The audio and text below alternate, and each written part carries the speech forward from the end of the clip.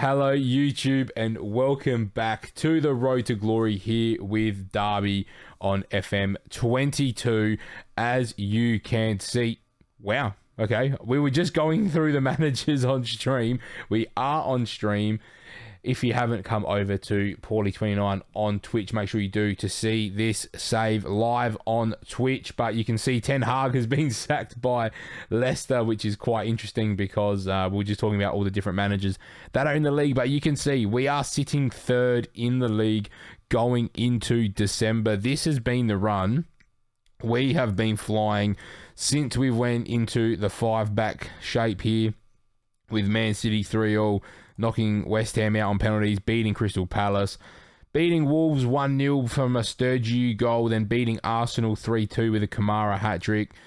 Bit of a stumble there against Aston Villa, and then we've managed to go and get a draw against Leicester. We've knocked out Man City out of the Carabao Cup with a 0-0 draw, and we did get a red card, I think, in that game as well. Chelsea, we knocked off 2-0, who are in the relegation zone, and we also beat West Brom 4-2. So this is the table.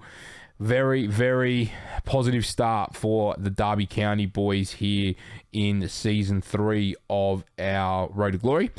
This is where we really need to try and push forward and consolidate what we've done and what we're doing. So I'm very excited to show this game. Also, you can probably tell a bit of a setup change. We've got the RGB light in the background. We're going with blue this episode. Get in the comments. Let me know what color you think the background should be, and that is why Ten Hag's been sacked, because they've just lost to Arsenal in the 90th and 96th minute. That's pretty stiff.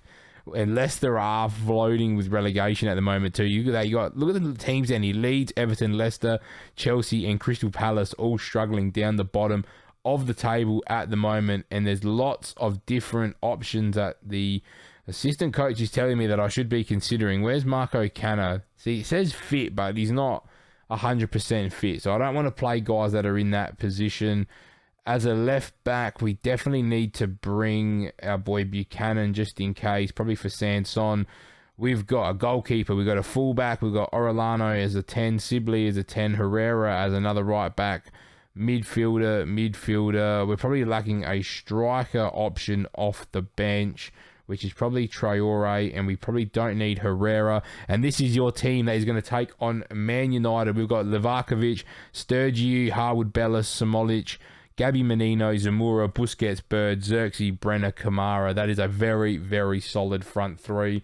We know that this Man United team is going to be absolutely class because it is only 3 seasons in. They're managed by Valverde as well, so I'm expecting them to play some good football. But in saying that, this team is set up to play on the break. So that's how we want to play our football, is we want teams to play well against us as well. How'd they not show us any of their team? So we'll wait for the ball to go out of play so I can show you their team. But I didn't skip anything. The game just decided not to show you any of the starting 11s here at Pride Park. But it's Jadon Sancho, Salamakers, who somehow just gets shoehorned in at right back, Varane, Bruno Fernandes, there's Cristiano Ronaldo, there's Rashford, there's Pogba, there's Manuel Ugarte, who looks unbelievable in this team as well. So that is 4-3-3, De Gea, Salamakers, Varane, Akanji, Aarons, Ugarte, Fernandes, Pogba, Rashford, Ronaldo, and Jadon Sancho. And as Dim says, let's fight for the title. It's Max Bird looking for Kamara, who needs to do better one-on-one against David De Gea. And Kamara, it's an interesting story at the moment with Kamara because his star ratings are like 2.5, but he is scoring goals for absolute fun at the moment. It's been good to see, but he's really forced his way into the team, and he's really forced me to have to play Xerxes and Brenner in those sort of more number 10 positions, which they're still playing quite well in. So it's not the end of the world having to readjust slightly, but I'm more than happy for Brenner and Xerxes to do things like this, to send Kamara through, who needs to finish in these big moments. We've kept the ball alive, though, through Xerxes. Bird, can't let Ronaldo run at us here. That's where we need to try and cut these attacks out a little bit quicker. But can we make sure that we find a way to stop Man United? Ball goes in towards Ronaldo. We half deal with it through Gabby Menino. And it's not the worst start. We said we're not going to have heaps of possession, and that's exactly what's happened. We're sort of sitting in that 30% bracket.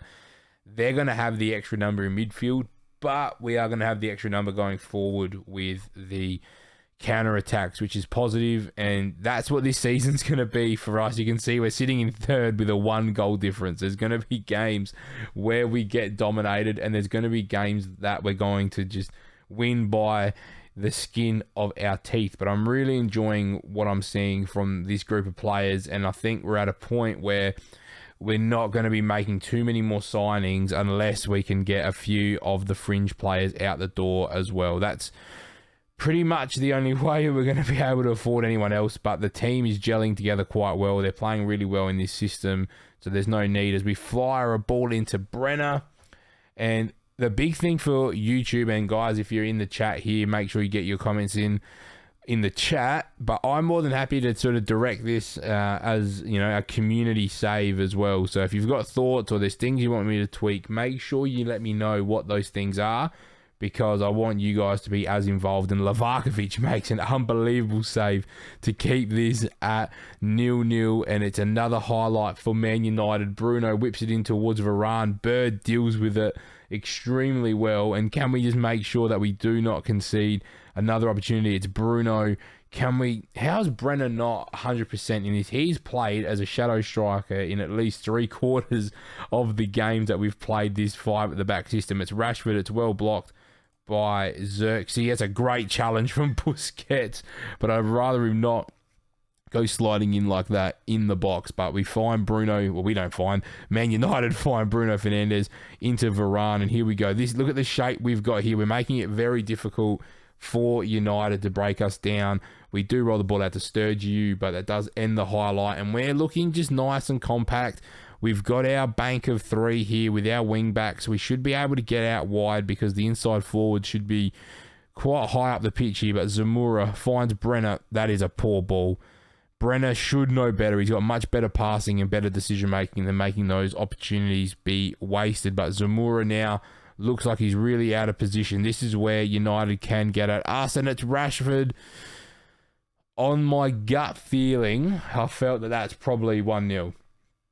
But I'm praying for a miracle that it's offside, but it felt like it's 1-0, and it is 1-0. I thought that was a really good counter-attack. We got caught out of position through Zamora. Smolic came across. We didn't manage to deal with that underlap there, and that's a great ball into Marcus Rashford, and we go 1-0 down to Man United. Kamara trying to put a ball in. Zamora gets fouled, and Salamakers gets a what colour card? He gets a yellow card. So that's okay. We can live with that. Do we see the free kick? We do. Brenner flies it into Xerxes. Come on. Can we find something here? It's a corner, so it's obviously taking a deflection. I didn't think De Gea got a touch on it, but Brenner whips a good ball in towards Harwood Bellis. Zamora keeps the ball. Bird, Brenner. Can we find something? Bird, Zamora. Just don't turn the ball over here, lads. Can we use the extra numerical advantage as Brenner goes forward? And that's the thing, Dimble, sort of talking about that left-back spot last stream as well. And I think that's the spot we're weakest at the moment. Zamora's a good squad player to have, but he's not the number 1 starting left-back. As Sancho's running towards us, Birdie has to foul him, and that's fine. I can live with that all day long. I'm going to encourage the boys here because I don't want to demand more because I know they're giving everything. Zamora looks absolutely gassed already, which is even more concerning. Okay, that just did not look normal, but we're 2-0 down. I don't know where Aaron's. I was watching Ronaldo, and then Aaron's just managed to pop up and put the header through. What happened here? Bruno whips it in. For some reason, my game was locked on Ronaldo, so I was waiting for Ronaldo to head the ball.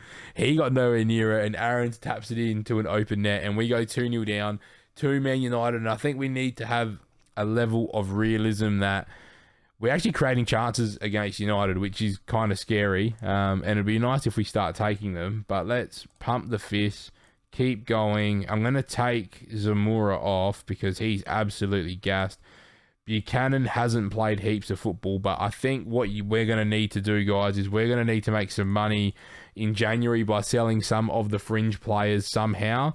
And then we are going to need to buy a left back. And I think we mentioned a left back last stream, and I can't even remember who it was now. So we're going to have to go back. They're about, I think it was Ortega. That's right. We're going to go get Ortega. It was about 4 million. So we should be able to raise 4 million in January so that we can at least sign a really quality left back coming in for that run home. into the Premier League season. But Bruno whips a good ball in towards Varane, and what a save from Livakovic. And they're saying that Sancho was offside, but I guess he was attacking the ball.